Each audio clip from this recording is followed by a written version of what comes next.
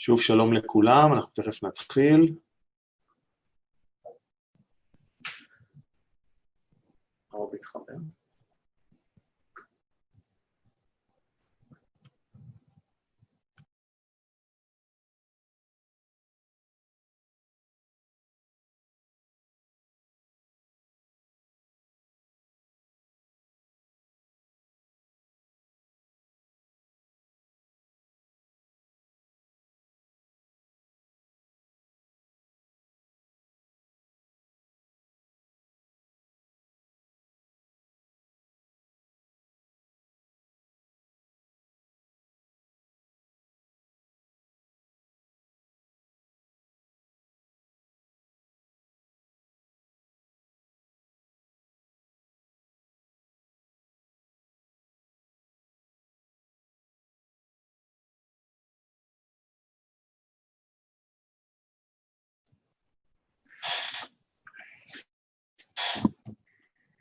שלום, צהריים טובים לכולם.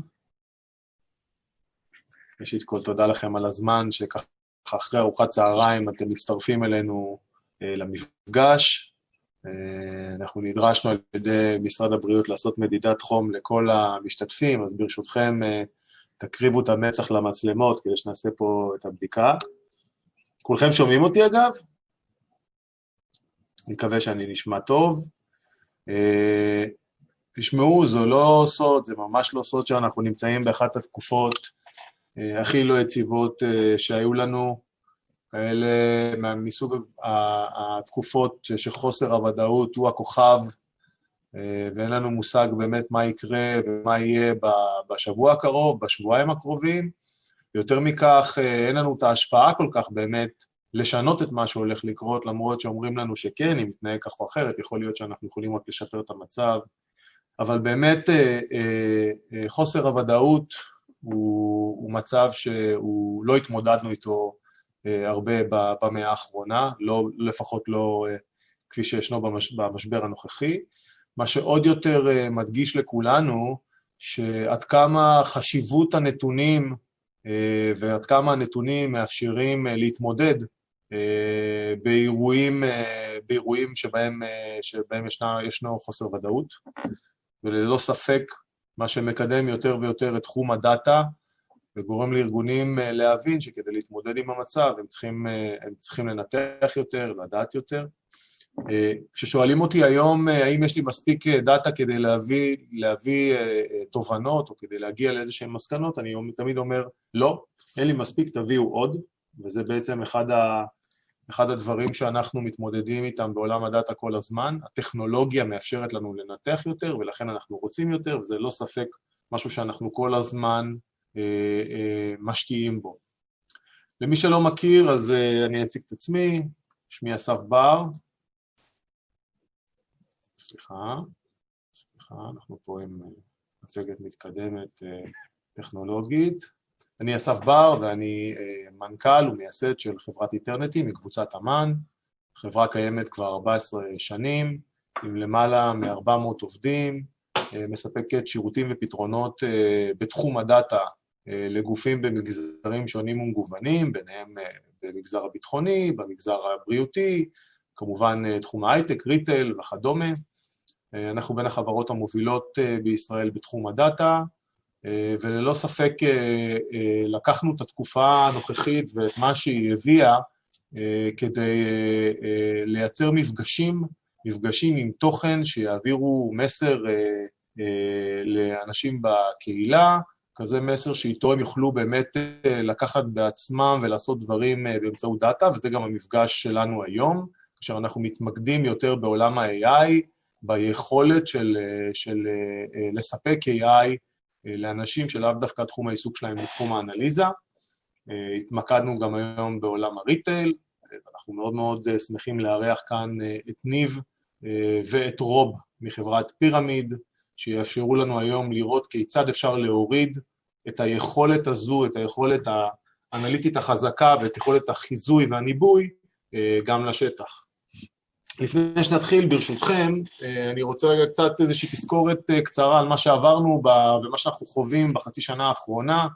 נחשפנו להרבה מאוד מונחים חדשים שלא הכרנו, ביניהם העולם שכולם כמובן חלק מעולם הקורונה, גדילה בתחלואה, גדילה אקספוננציאלית, שיטוח עקומה, מסתובבים עם מסכות ואלכוג'ל, שזה נהיה השוקו של כולנו, ושלא לדבר על ריחוק חברתי, ומה שנוצר פה כתוצאה מכך זה ריחוק עם כל המשתמע מכך, גם במובן העסקי, מה שתכלס הוביל את כולנו לסוג של כאוס שאם נסתכל עליו מוביל את כולנו בעצם להישאר בארץ, יש ירידה משמעותית ועלייה באבטלה, ירידה משמעותית בתעסוקה, אנחנו רואים חברות ענק שעד היום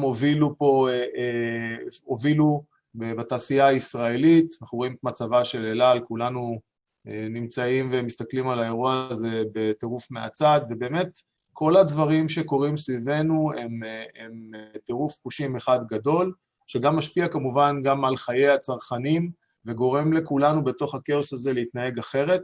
כמובן שאם הצרכנים חייהם משתנים, אז גם חיי הארגונים משתנים, ואנחנו רואים יותר ויותר את הלקוחות שלנו, את הארגונים הגדולים, עומדים מול חוסר ודאות, ובסוג של צומת החלטה שבהם הם צריכים להחליט לאיזה כיוון הם הולכים, איזה פרויקטים מהפרויקטים שהיו צריכים להתקיים בשנה הזו התקיימו ואלה לא, איך אנחנו מעכשיו מציגים אופרינג שונה או בדרך אחרת ללקוחות, אנחנו רואים הרבה מהלקוחות שלנו שעוברים לכיווני הדיגיטל כמובן כחלק מההירתמות וההכנות לעידן החדש, וכל החוסר ודאות הזה בעצם מעמיד את אותם ארגונים בתובנה שצריך לעשות משהו אחרת, ולהתאים את עצמנו לתקופה כדי לצאת ממנה בטח שורדים, אבל גם כמובן מחוזקים. אנחנו שמתעסקים בתחום הדאטה כבר הרבה מאוד שנים מבינים שהאחריות שישנה עלינו היא להפוך דאטה לנתונים, זה מה שאנחנו עושים, להפוך דאטה לכסף, זה מה שאנחנו עושים מאז ומתמיד, מזקקים את הדאטה, מסננים אותו לתוך כדי הצלחה, ובעידן הזה זה הופך ונהיה תחום ואחריות הרבה יותר גדולה, כי בעצם באמצעות הדאטה אנחנו יכולים גם לספק לארגון שלנו את הוודאות, ולצמצם אימור בתוך התהליך הזה שאנחנו נמצאים בו, בתוך האירוע העצום הזה שאנחנו נמצאים בו. להבנתנו, וזו עובדה, נתונים הם האוצר שישנו בתוך הארגון, ובאמצעותו אנחנו יכולים לעשות הרבה מאוד דברים כדי שיקדמו את הארגון הלאה. וזה גם המטרה של הסשן היום, המטרה של כולנו לראות כיצד אנחנו יכולים, כאנשים שהם בעלי עניין בארגון, כל אחד בתחומו, שולפים איזשהו שפן מהכובע ומביאים משהו חדש לארגון, כאשר אנחנו במקרה שלנו מדברים על ערך שיבוא באמצעות הדאטה, וזה מטרת המפגש. אנחנו ננסה היום באמת להראות לכם איך מהר מאוד אתם יכולים להגיע למטמון, כל אחד בתחום שלו. כל מה שאנחנו דורשים מכם זה שתהיו יזמים, שתבואו עם רעיונות, שתרצו, שתניעו, והיום אנחנו נספק לכם את כל הצד היישומי, שייתן לכם את האפשרות, את המיומנות ואת המהירות, לעשות דברים כאלה גם בארגון שלכם. אז בואו נצא ביחד מחוץ לקופסה, אני אעביר את השרביט לניב, שכמובן ירחיב, ומשם לרוב שייתן את כל המצגת ואת ההצגה הטכנית. אז בבקשה, ברשותכם, כמובן במהלך הסשן נעצור לשאלות, יהיה לכם את היכולת לשאול, תרימו את היד בשמחה, אנחנו נענה לכם. אז קודם כל תודה לכולכם וצפייה מהנה. בבקשה, ניב.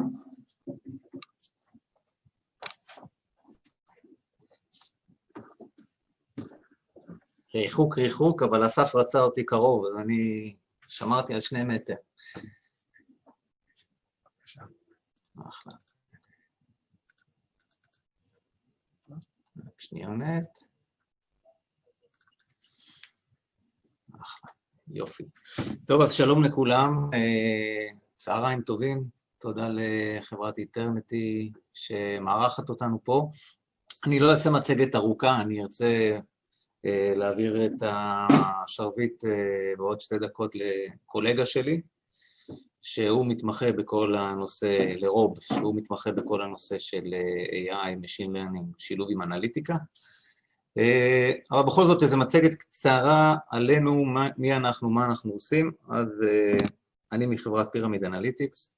אנחנו חברה שקיימת כ10 שנים, אבל ב-2018 יצאנו עם חבילה חדשה, שבעצם הכוח שלה זה שהיא משלבת את עולם האנליטיקה עם עולם המשין לרנינג, ובעצם מביאה לי ארגונים פתרון מאוחד, שבעצם אמור בסופו של דבר להקל עליכם, על המשתמשי הקצה, הביזנס יוזרס, שאמורים לקבל החלטות ולעשות דברים מתוחכמים, לעשות אותם במקום אחד, ולשתף את התובנות עם הארגון.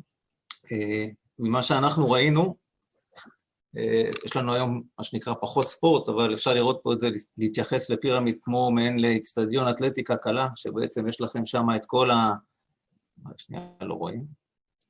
אצטדיון אתלטיקה קלה שבעצם מכיל את כל האלמנטים שארגון צריך בעולם האנליטיקה, מהחלק שבעצם של בניית הנתונים, התחברות למקורות מידע שונים, בנייה של כל מיני חישובים ונוסחאות שאותם אתם תרצו לשתף את הארגון שלכם, בנייה של דוחות, בנייה של כל מיני אילוסטריישן, אינפוגרפיקס ודשבורדים מאוד מאוד יפים שההנהלה יכולה לעשות בהם שימוש, וכמובן הפצה של דוחות.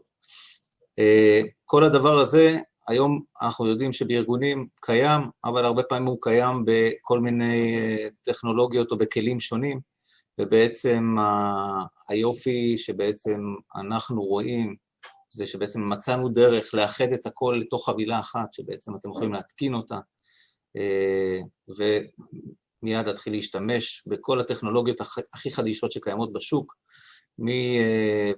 ממודלים של פייתון ו-R, ומקורות מידע מביג דאטה, דאטאבייסים רלציוניים, סאב BW, סאב אנה, מייקרוסופט וכן הלאה וכן הלאה, והכל בסביבה אחת ואחידה.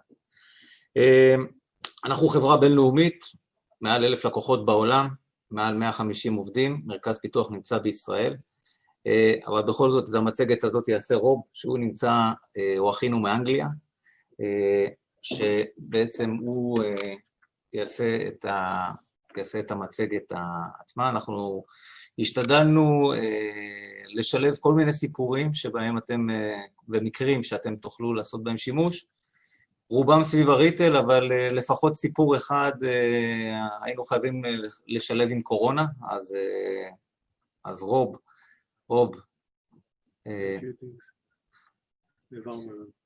now it's your time.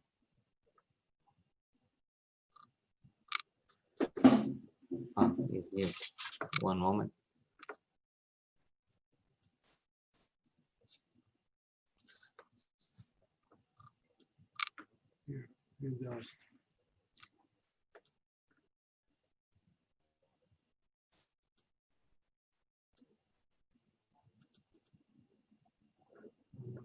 Sorry, Asaf. Hello, everyone. I apologize. I was waiting to be unmuted, and I had to unmute myself.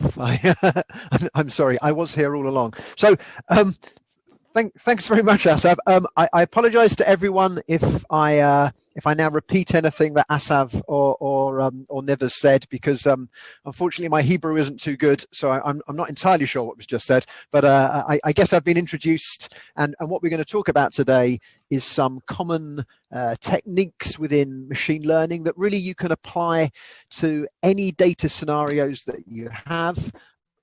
But particularly we're going to look at retail data. So I'm going to start taking a share of my screen, and while I do that, maybe I just quickly introduce myself. I guess as Niv has said, my name is Rob Cowell, and I work with Pyramid Analytics. I'm one of the solution engineers, and so I've been with Pyramid for about 18 months, just helping customers understand data, hopefully get more value out of their data, and look at how we can use Pyramid Analytics as a framework for using a lot of machine learning capabilities. But these are capabilities that are common across the industry. Pyramid happens to be able to implement those on a single platform, and hopefully make it simple and easy for us to do that. So prior to being with Pyramid, I was with Oracle for around 5 years, looking after things like big data and again machine learning. And prior to that, in the UK with British Telecom, who are the national phone service, looking after things like data warehouse design. So I've got 1 or 2 slides here. I'm really not going to talk too much about slides because I want to actually show you some interesting things we can do with the data. 1 slide here, though, just to quickly introduce machine learning. I'll just pop it on the full screen so we can all see it. Really just a quick definition. What is machine learning? What is machine learning? And people have, we maybe can discuss that. And what is AI? AI is a very broad term that can be used for really anytime a computer or a machine makes a decision. And really, machine learning is a subset of that. And machine learning is, as we've written here, and it's a little bit wordy, but it's algorithms, it's statistical models that computers use to do something, to perform a task, maybe to answer a question, to predict the future. The important thing is it relies on looking at patterns in the data. So we're looking for repeating patterns or patterns we can learn or infer information from, rather than just performing, we should say, specific instructions. Rather than having an equation that we use, this is maybe taking things to the next level and trying to understand patterns. And to do that, visualization is also a very important part of that. And that again is where we can start to look at data with Pyramid and maybe see some of the patterns ourselves. Some other terms that you might hear, which really mean the same thing. Sometimes people talk about predictive analytics. That's probably machine learning. And also the term data mining. That's maybe a slightly older term that we talked about a lot, maybe 10 or 15 years ago. But actually, pretty much all of the models and the algorithms that we used in data mining are still in use today with what we might now term machine learning. They may have been enhanced slightly. They may run a little more efficiently. We may have built on them. But really, you can say machine learning is just an evolution of data mining. So that's my kind of 1 slide to introduce us, and then what I would rather do is let's jump across and look on a browser here, and we're looking here at Pyramid software. I say it doesn't matter too much that we're using Pyramid, although it's a very nice way to demonstrate some of these features. But you might be able to do these in some other tools as well. What Pyramid does really is brings lots of these technologies together and makes them very accessible. So I'm going to start off by just visualizing some data. And I can do that by picking a data set that I've already loaded. And I don't know exactly what Asaf was saying earlier, but I heard him mention COVID. So obviously that's we can't ignore that that's been happening. It's been influencing every industry. And so to begin with, maybe we just start to take a quick look at some metrics that we have about the COVID outbreak globally, and start to think about how we visualize data. So I could come along here and take a couple of measures related to COVID. It's not a very nice thing to think about, but maybe something like the total deaths per million people in a country that we've got here, and also the population density, so how many people live within the area of the country. And maybe I'm thinking, could it be that the closer that people live together, maybe we see more problems with COVID? Maybe that's a pattern. Let's see if we can see that pattern. If I bring in the location here as well, at the moment we're just seeing an aggregated figures. We bring in location and we'll get ourselves a grid. The problem with a grid, and let me change the colors here because that's probably not very easy for everyone to see. Something like that maybe is easier. The problem with a grid is we can't really see the patterns in the data. It's good for looking at something very specific. If I want to know, how many deaths there have been in Finland per million people, well, I can see that number exactly, but it doesn't help me understand if there are any patterns here. And that's when we start to visualize data. We might start to put this information into a scatter plot. Now I'm having a plot on my screen for every country that I've got data from. And in this case, the x-axis, the axis that's running along the bottom of the screen, this is showing deaths from COVID. And the y-axis, the axis that's going up and down, the higher up the y-axis that we are, the more densely populated a country is.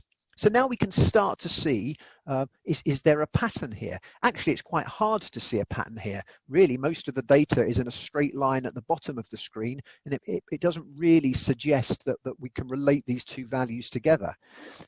Looking for these sort of patterns actually becomes even harder once we start to add some additional information. There's another measure that we could look at here. I think I've got the number of hospital beds per 1,000 people that are available in a country, because maybe having not many hospital beds would lead to more problems, maybe not more cases, but unfortunately more complications and more deaths. So we could visualize that as well. Bring that across maybe and pop that into the size of my points. And so now the larger my points are on my scatter plot, the more hospital beds that are available to people. But this now almost makes it harder to see, have I got what the patterns are, and maybe are there any outliers to the data? Is there any data here that maybe is from quite an unusual country, and a country that perhaps is skewing my results? Well, how would I start to see that information? And really, in terms of machine learning, one of the most basic things we can do is use some of those capabilities to help us understand how useful this data is to us. So I could come along here now and say, well, just show me statistically what points are outliers. What's an outlier? When I've just got a number of deaths and population density, the points right on the edges of my graph, I might think are outliers. It's unusual for a country to have such a high population density as we have here. This is Monaco, so a very small country on the Mediterranean, unusually high population density. Maybe I could just throw that data away. It's skewing the patterns that I'm looking for. But once I've added in the hospital beds, is Monaco still an outlier? Maybe it has a very normal number of hospital beds and I need to keep it. So something like outlier detection, I can just click on a button there and this is colored for me, and it's suggesting to me that any of the points in yellow are statistically outliers. Now, we generate those statistics differently depending on how many measures that we need to compare, but I don't need to understand too much about how that's worked. This is just giving me an indication that maybe I want to review the points that in this case are in yellow. That's a little bit hard to look at there. So what I could do is take my outliers and say, give me two graphs. Give me one graph at the top here where everything is statistically useful, and at the bottom, just points that perhaps I want to review. It doesn't necessarily mean I want to throw them away. And what's important with machine learning is machine learning can help us find patterns, but ultimately a person has to give their insights to determine, do I really think these points are outliers? So if I hover over here, I've got San Marino. Well, maybe San Marino is, again, an unusual country, a very tiny country, landlocked within Italy. Perhaps I just want to highlight that and say, look, you know what, I'm gonna get rid of San Marino from my data set. And maybe this one as well. Monaco is strange. It's got a very high population density. It's probably not helping me do any analysis. Maybe I'll start to eliminate that as well. And in that way, I can start to remove outliers, which I think are valid to remove. There may also be points here like, well, Belgium. Belgium's probably a big enough, important enough country that I need to keep its data. Even though it has statistical outliers, I need to consider those in any work that I'm doing. So I'll leave Belgium there. So I can take my outliers off here now and go back to my original data set, and maybe I can start to see a slight pattern, maybe a slight positive relationship here between population density and deaths, and I'm still getting the information about hospital beds there. One thing else I could do here is say, could I group this data together? Are there commonalities? Are there common countries here based on these measures? And maybe I can apply the same, the same governmental measures, the same lockdown approaches to different groups of countries. Again, it's very difficult for me just to look at this data and understand how this data clusters together. Have I got 4 or 5 groups here that perhaps I could say have got common attributes? So again here, I've got an option to build something we call clusters. So let's say I want to build 4 clusters. The system will go off now for me and try and find, actually, these colors now are not going to help me with the clusters because they're too similar. Let me, again, just recolor this. So it's very useful to be able to go and change colors on graphs to help me see differences. That's better. Now I can see that all of the green dots have some common features. The red dots have some common features. And maybe this is not so obvious if I was just looking purely at a graph here. I may not realize that the Netherlands over here, the red dot, has a lot in common with whatever we've got here, or Gibraltar, or below Gibraltar, Bahrain. They're not in the same place on the chart, but taking into account the hospital beds, they have some clustering. Now, for COVID, maybe that's has got some use. This is very useful if I started to look at retail data and customer data, for example. I can segment my customers. I may understand lots of different information about a customer, maybe their age, how far they live from the city, perhaps something around their education, the number of children they've got. How could I group those people together and have some kind of segmentation? Maybe that will help me target marketing, target promotional material. So that ability to cluster data quickly for anyone who has access to the data is really useful for us here. So one other thing, and just before we kind of move on from this kind of visualization from the data that we could look at here, is perhaps see if there genuinely is a trend, a link between population density and the number of deaths that we've seen. So to do that, I'm just going to I'll take off the clustering colors, because that's probably not helping us see that there. And the other thing I'll do, that the hospital beds per 1,000, I'll put that into what we call a tooltip. So I'll take off the sizing, but the information is still there. If I hover over any of these points now, there we go, Switzerland, I can still see how many hospital beds per 1,000 it's got, 4.53. All the information is there, but what I'm looking for now is a relationship between the X and the Y axis, the population density and the number of deaths. And typically the way I would do that is plot something called a regression line. So there's my regression line. Again, that's probably not very clear for you if you're watching via Zoom. So what we can maybe do there, let's see if I can make it a little bit clearer. So I'll just make that line a bit thicker there. There we go. So now I have a regression line that's showing me, well, there's a very weak relationship perhaps between population density and deaths. Maybe if we were to, let's just recalculate that, maybe just pull away another couple of outliers there. Let's take Singapore out. Let's take Gibraltar out as well. That's another tiny little country, and maybe recalculate that. Again, we get seeing a slightly more positive relationship. So what we're seeing here is there's a slight positive relationship as population density increases, number of deaths increase. It's a way of seeing what a trend is. What we need to be very careful of is not using this to predict anything out into the future. We really shouldn't use a trend line to start predicting what would happen if we now had very high population densities. Anything more than 2,000 people per kilometre here, we don't have data for it anymore. So if we now started to say, well, I've got a country with 4,000 people per kilometre, how many deaths might they have? That would be a dangerous thing to do statistically. Linear regression, we really shouldn't extrapolate from it, but it's fine to make predictions. If I have a new country now with a population density of 1,000, it would be reasonable for me to say, well, how many deaths might that lead to? Actually, it would lead to statistically an awful lot, because if you look at the line for 1,000, the number of deaths line doesn't even cross it. So it would be we would predict a high number. What's then often useful to do here is, obviously, I appreciate you guys I think are all in Israel. I've created a little measure that allows me to highlight where Israel is on this chart. So if I take my is Israel measure here and drop that into my colors, and I will also remove the population density. There we can see Israel now shows up in a little red dot. So what we can see here, for example, is quite a useful piece of information to understand. The rest of the world, given Israel's population density, it's actually got far fewer deaths than we might expect from the global average. The average number of deaths for a country with a population density as high as Israel's is somewhere right over on the right-hand side. So actually, Israel, for its population density, is doing very well, if we can say someone is doing very well for this. So that just gives us an idea. That's very basic machine learning in terms of we've fitted a regression line. That's still machine learning. We've had to fit that within a pattern.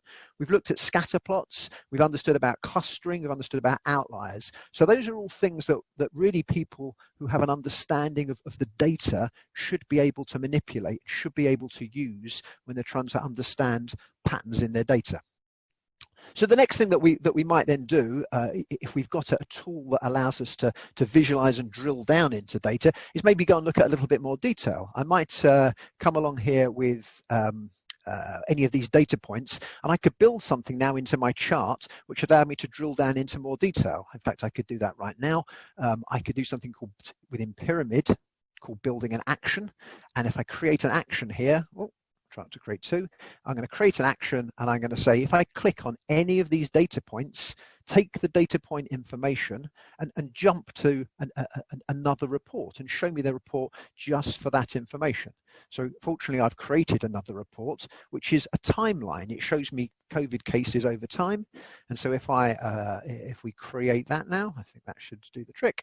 I should now be able to come along and go to Israel and click on actions, and that should open up a new report for me, specifically in this case for Israel, because that's the data point I looked at. And now this is showing me, again, this is COVID cases and numbers of deaths that have occurred over time. So now I can see, recently, and let's just be clear what this data is, how far this data is going up until. This is only data until the end of June, so clearly things could have changed in the last week. But over the last, the last week or so of June, there was a reasonable increase in the number of cases, but fortunately, and maybe the number of deaths is tailing off. Again, it's just allowing us to see these patterns, and having an analytics tool for doing this analysis allows us to link this information together. So the next question then may be, well, how do we forecast what's going to happen in the future? We could take that regression line that we just looked at and put a line through all of the points that these trend lines are built on, and trying to extend it further out into the top right-hand corner of the screen. But as I said, linear regression it's possible to use it for time series forecasting, but there are a lot of considerations that you need to make, and probably quite a good understanding of the weaknesses of linear regression to be safe and confident in using it.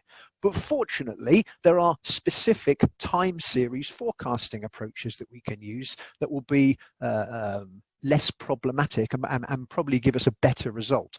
So to give you an example of that, rather than staying on this COVID theme, which we started with because clearly it's important to all of us, let's now move to something that's more specific to retail and maybe see some more specific examples to the areas that you guys are working in. So I'm actually going to jump over. I've got another screen set up so that I can use some retail data. We'll leave the COVID data on the other screens, and we'll start to look at some retail information. So again, I've got lots and lots of different data sets here that I could look at, but I'm going to pick, if I can find one, I'm going to pick this one here. So this is some, it's dummy data. It's data that we've generated to simulate the kind of information that a retailer might produce. So it's transactional data, and it's data about the customers that we have. But it allows me to show some simple timeline visualizations and maybe do some forecasting to show how we can predict what's going to happen. So let's take some dates. I've got here, we'll take the week name, I think, date for week, that should do it. And I'll drop that into a line chart. And I'm also going to take a measure to plot. So the simplest thing to plot here is probably sales. So now, there we go. I've got a chart now that's showing me my sales by week, and this is for a period of 3 years. This data's, I say it's dummy data. It looks a little bit old, so that's 2016, 2015, and 2014. But we could just change these numbers; it would look more up to date. But really, it's the principle that we're looking at here. So we can see what our sales position was at the end of every week for the last 3 years, and I would like to forecast or predict what my sales might do in the future. So again, this is a time where we could draw a linear regression line, but the problem with the regression line will be the regression line will try and fit itself to all of the data points that we're seeing on the screen here.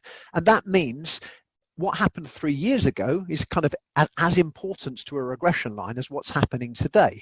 But that's probably not helpful in forecasting in a retail scenario. I still want to learn perhaps what happened 3 years ago. There may be some useful information, but actually in terms of what am I going to sell in the next 2 or 3 weeks, it's probably what's useful to me is what happened in the last couple of months, and maybe what happened in the same period last year. Those are that's information that's more relevant to me. And so I need an approach that takes that into account.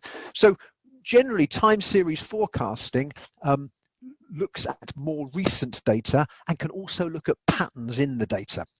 So what we have here within Pyramid is the ability to go and say, well, give me some forecast information. I can simply click on the forecast button, and the forecast button will give me a prediction, a forecast of what's going to happen in the future. So how has it done this? It actually applies 3 kind of different techniques that it's doing here. It applies something called exponential smoothing. It sounds complicated, but all it's really doing is smoothing out the peaks and troughs over time and using that to predict what might happen in the future. It's also looking at trends. So the recent trend here, we might see there's perhaps a slightly downward trend recently. Well, it'll apply that trend to the figures as well. And what it also does is looks for patterns historically that might indicate seasonal differences. So, for example, if you were an ice cream seller in the United Kingdom, you probably sell a lot of ice cream in July and August and pretty much no ice cream in December and January because it's cold and wet here and nobody wants to eat ice cream. That would be a common reoccurring pattern that the forecasting model could take into account.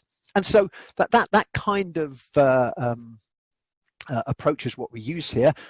But again, there are times when a person, a data expert or an expert in sales or an expert in retail can understand more than an algorithm can on its own. It's really useful to be able to influence how the algorithms work to perhaps give more detailed information. And so one of the things, again, we can do here, and hopefully any forecasting tool you use, which is something that you want to look for the ability to do, is to adjust how these algorithms work. Now, actually, and I've got some slides that I probably haven't got time to show today that go a little bit more into detail around some of the different forecasting algorithms, but all you really need to know, there are 2 main time series algorithms, something called Holt-Winters and something called ARIMA. It doesn't really matter too much how they work, but we can go and influence the way that they work, perhaps because we know some extra information that the historic data can't possibly communicate. So here I can go to something called advanced forecasting. I can pick my Holt-Winters model, which is this seasonal model, and I can give it some extra information. I can say to it, well, I only want to calculate 6 weeks in advance. I might change that. I can tell it the frequency that defines a season. Maybe it's not 52 weeks in a season. Maybe I see a repeating pattern every month. I get a lot of sales towards the end of the month. Maybe it's my frequency here with weekly intervals is 4. I don't actually know what it is here. This data looks like it's quite erratic. So I could leave that blank, I could leave that default. But then what's really useful is I can change things like how much things like seasonality and trends affect the model. So for example here, with the COVID situation in the last few months, there's probably for most retailers has unfortunately been a downward trend in sales. Maybe if you're an e-commerce, an e-retailer, you may have seen an uptake in sales as people who would usually have shopped on the high street have moved towards online sales. Maybe your trends have gone up. Either way, hopefully, the coronavirus issues are causing less of an impact. We're seeing more and more countries around the world removing sort of lockdown scenarios and allowing people to open shops again. So a recent trend might not actually be very important to us. Therefore, we can change the weighting of these impacts. So something like a trend, I might say, look, if the trend was 1, that would be very, very important. If it was 0, it would be not important at all. I can say it's 0.2. It's of low importance. And when I do that, I get some defaults for some of these other components as well. And the seasonality, hey, look, maybe the seasonality is really important. I'm still coming up to summer. Maybe I'll still sell the same things I normally sell in summer. So I'll say seasonality is very important. And I could also calculate history here. If I apply that, this is now showing me a historic pattern. I also want to show the actual data that I'm comparing to. So I'll take that sales data and put that on the same chart, on the same axes, and that will now show me, hold on, if I take some of these colors off, oh, maybe it's not going to show me. This is the benefits of doing a live demonstration. What I would like to show you is how that forecast compared historically, but the important thing is that we've been able to influence the way that the forecasting model has worked here. So you've added some additional insight, because the historic data can't possibly predict what's going to happen with COVID. It didn't know it was even going to happen, and it doesn't know what government changes are going to do and how they will affect people. And so I say that's an important consideration to make for any machine learning, is don't just trust the algorithms, look for where you can add your additional insight from your understanding of the market. So that's a little bit of time series processing. The next thing I want to look at, and again something that's retail, very specific to retail, is understanding what products people buy together. So I'm going to quickly show you a slide that will explain that, and you'll see some other slides that I purposely have jumped over here just for the sake of time. We want to look at something called market basket analysis. So please don't be concerned about the algorithms at the top of the screen. They do explain, or they do show what we're doing here. It's really not important. It's there more for reference. What market basket analysis does is it looks at what people buy together, in this case within their shopping trolleys, and it looks at each individual shopping trolley, and it says, what is the chance that one product will be bought if another product is also bought? And that's really useful to understand, because what we can do is generate rules and an understanding of how some products influence people to buy other products. Maybe if I buy if I buy jam or a conserve, I also buy butter, I also buy bread. There were things I would typically buy together. And that's useful because if there are products that perhaps have very high profit margins, okay, I want to market and get people to buy those, but a very good way of getting someone to buy a product with a high profit margin may actually be to encourage them to buy another product, and that other product will encourage them to buy the high profit product. So all that market basket analysis does is it goes through all of the baskets and calculates how confident we are that if you buy one product, you'll buy another product. So in this case, if I buy product A, how confident am I that I will also buy product D? All the algorithm is doing is looking at all of the baskets, and it says, the first basket, I bought A, I didn't buy D. Second basket, I bought A, but I did buy D. And in the fourth basket, I bought A and I also bought D. So 3 times I bought A, and on 2 of those times, I bought D with it. That gives me a confidence score of 2 out of 3. All we need to know is the closer to 1, the more confident we are that somebody will buy D if they also buy A. That's probably it is the most important measure here. It's also useful to understand a couple of other measures. There's something called support and something called lift. So support is really just how common it is that A and D are bought together. So if the support number is very, very small, we'd probably be a little bit less happy about the confidence. The confidence could be very high, but actually we don't see that combination of transactions very much if support is low. So we need to understand that. And lift describes how much more likely is it that I will buy, in this case, product D, if product A is bought. And this is what the thing that's useful. If D was a very high profit product, I'd want to look for where there was a high lift, and where there was a high lift would be the product that maybe I really wanted to sell, because it would encourage people to buy the second product. So that's market basket analysis.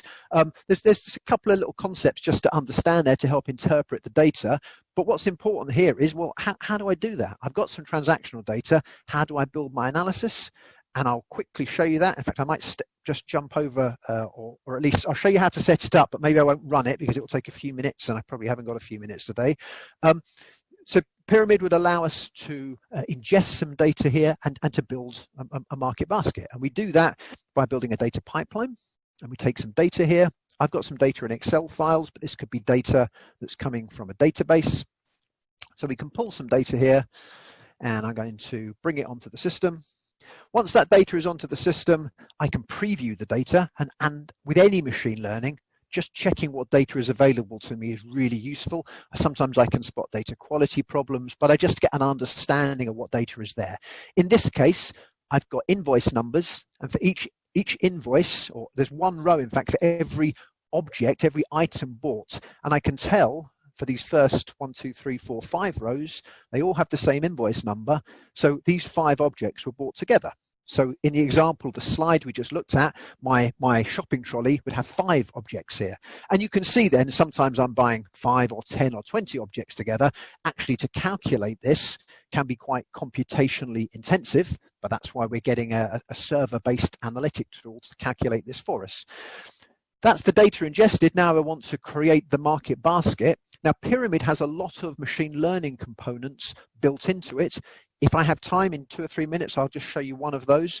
But market basket is something that typically people create a script for, but you don't have to do that yourself. Pyramid has something called the marketplace. There's nothing to buy in the marketplace. It's just a way that we store pre-built scripts that perform useful tasks.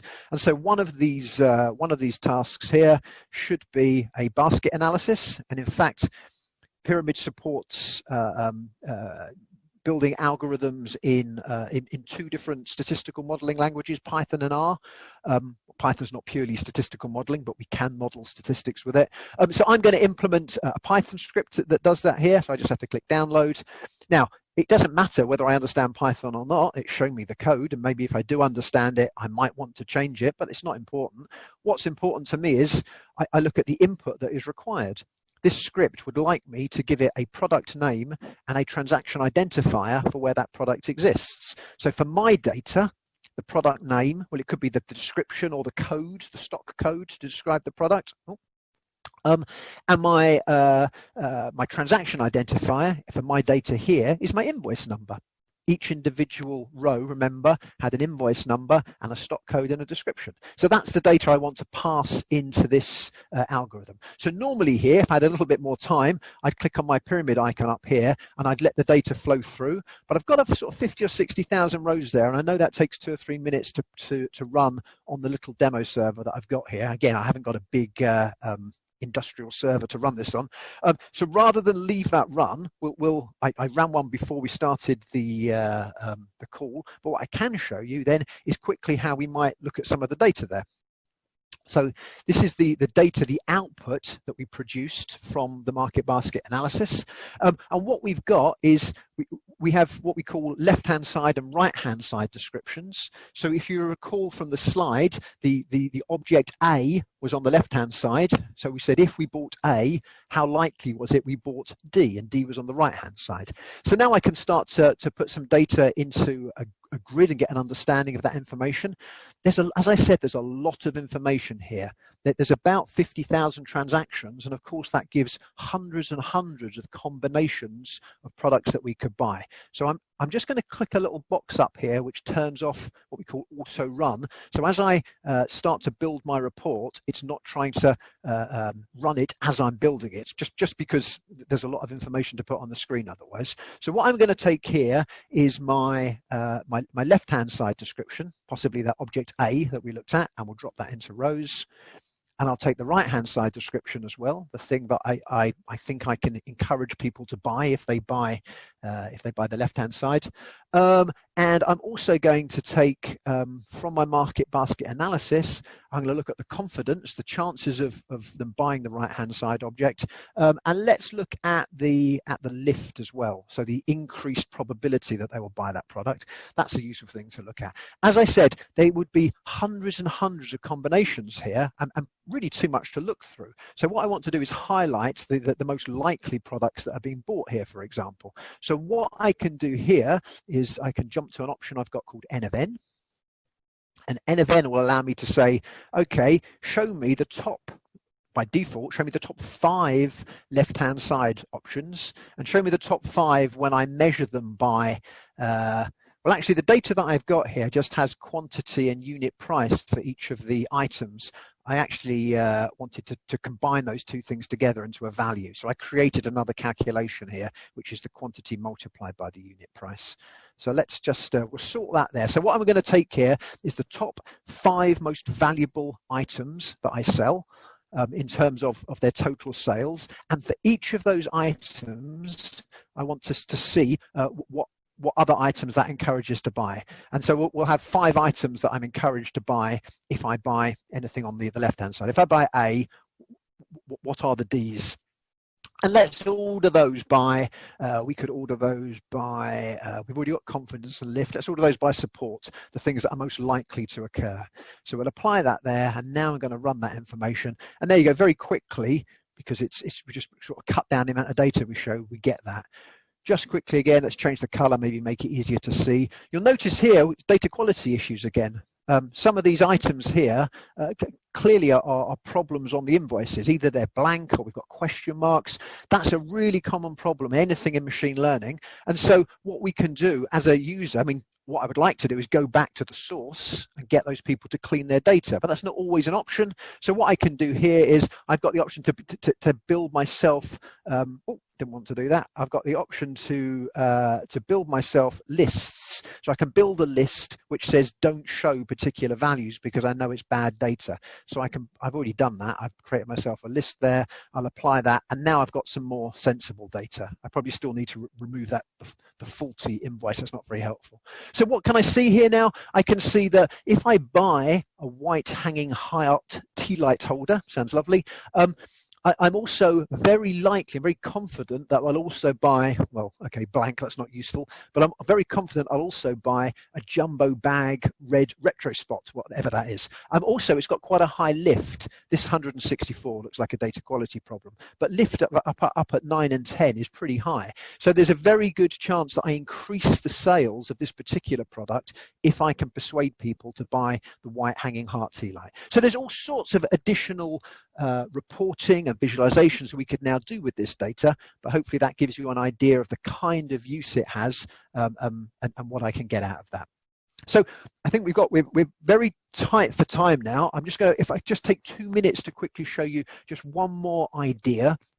So the final thing that I wanted to show you was the idea of a classification algorithm. So we've already looked at market basket analysis, which is finding patterns. What if I wanted to predict, will something happen? So my will something happen here, again, let's pull out my data model. I'm going to pull some data in. And this time I'm going to take some data around bicycle purchases, back to my dummy data about the bike shop. So we're going to pull data in here. This is in a spreadsheet. And actually this spreadsheet, I think, has multiple worksheets. I'm only interested in one of the worksheets, so I'm just going to unselect everything else. And this is data about my customers. If I add a select node here, we'll be able to see that. So here's data about my customers. I know, for example, their income, the number of children they've got, the number of cars they own. But importantly, I know, have they in the past purchased a bike from me? I want to create a machine learning model. We have lots of different classification models we can use. It doesn't really matter often which one you do use, or sometimes it's a case of trying a few and seeing which give you the most accurate answers. We'll just pick one of these classification models, and from a pyramid perspective, what I can do here is say, well, which information about a person do I want to use to predict whether they buy a bike? So I'll just pick all sorts of things here, take their age, their cars, the number of children, and their income. And what do I want to predict? I want to predict, have they purchased a bike, yes or no? How much data do I want to put into the model? If I've got millions of rows, I can take a sample, I can customize it. I can take everything here, that's fine. And then I actually I'm going to save this model. I'll save this model as, let's call it Israel AI, because that's what we're talking about. And if we were to now run this, we'll pull all of the data. I have to give the model a name, sorry. Let's call it model 5. So we pull all of the data out of the spreadsheet, and we'll see the data flowing through the model here as the nodes turn green. And that's it. We've now taught this model what kind of customer is likely to purchase a bicycle. And then the last thing that we need to do, if we just take another data flow here, is we'll take a set of customer data where we don't know whether or not people have purchased bikes or not. It's all in the same worksheet there. That will just load in now. So this time I'm just going to take a different worksheet that I've got here. So it's just a set of customers where I don't know whether the bicycle was purchased. And this time I come along and I say, take a model that I've already trained. Let's take that here. Take the model that we've already trained. We go and find that again. It was a particular type of model, which we're not too concerned about here. We go and find Israel AI, which was the name of our model. Fortunately, the data that we're putting into it is exactly the same names as the data that we put into it originally, so there's no mapping that needs to be done there. And then we'll output that into a target, write it out to a database. In this case, I'm writing it into Pyramid's own database, and we'll call this database, again, we'll call it Israel AI. And that's all we should need to do there. Just click on this data model tab to build a data model. Actually, I just need to change, I need to add one thing here. I just want to be able to see my customers. Right, now we run this now. So this new data now, call this one model 6, this new data is going to flow through the model, and we will predict whether or not new customers are likely to buy a bicycle given the information that we understood about the old customers. And then all we have to do is come along and say, well, show me, this is the customer identifier for the new customer, and what I really want to know, let's cut to the chase, is are they going to buy a bike, yes or no? So at the very simplest thing I can show you there. We could obviously go and slice and dice and look at more data. But really, I think I've probably only got a minute or two left, so we're pretty much out of time. So what we've looked at there, just to quickly summarize for you, just put some things on a slide here. So we started off by looking at how important it is to be able to visualize data, to be able to see patterns, but how sometimes we can use techniques like outlier detection and clustering to see patterns that would be very hard for us to look at because we can't visualize more than 2 dimensions very easily. So they really help us do that. How can we find how data is trending? We've got techniques like linear regression, but for time series data, we really should use specialist time series forecasting algorithms.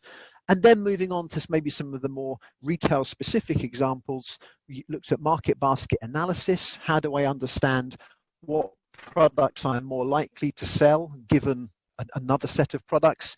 And finally, we just had a very quick look at categorization models, which are allowing us to understand what might happen in the future based on patterns, potentially very complex patterns that we've learned about things that happened in the past.